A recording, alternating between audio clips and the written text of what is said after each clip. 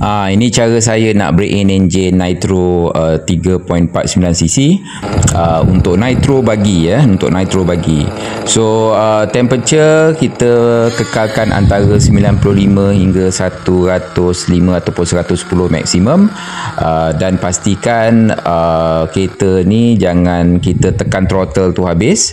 Maksimum macam ni saya tekan 1/4, maksimum pun 1.3, tak lebih daripada 1 second. Okey, dan kita biarkan juga enjin tu ada berhenti, okey, dan juga bergerak supaya temperature dia ada naik turun sikit. Ingat biasanya bila berhenti dia lebih panas daripada dia bergerak, tapi kalau dia bergerak laju dia akan lebih panas lah. Sebab kenapa? Enjin tu akan bekerja lebih keras dengan load.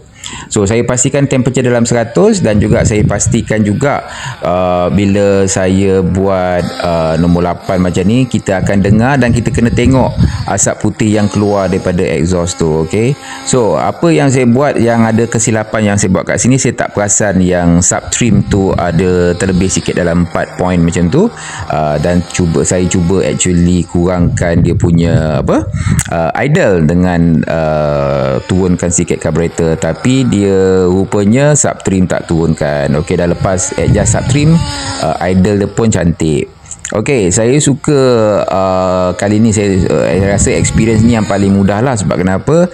Enjin ni dah buat ibis daripada Abang Sofian.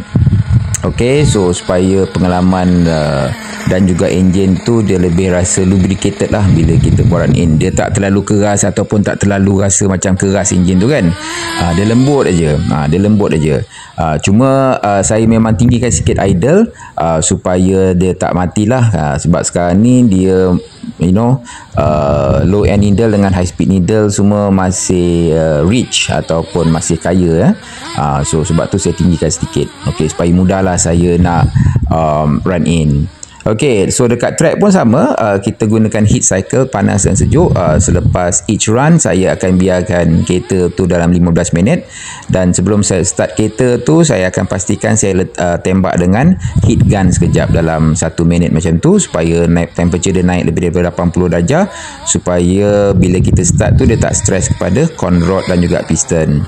Okey, so far okey, tak ada masalah apa-apa.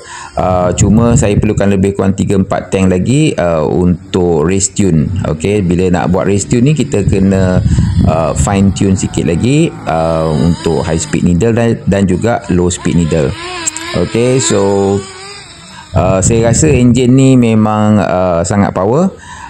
Dan dia punya torque dia, walaupun masih run in ni, kita boleh nampak lah dia memang kuat lah enjin ni. Tak tahulah drivernya boleh control ke tak.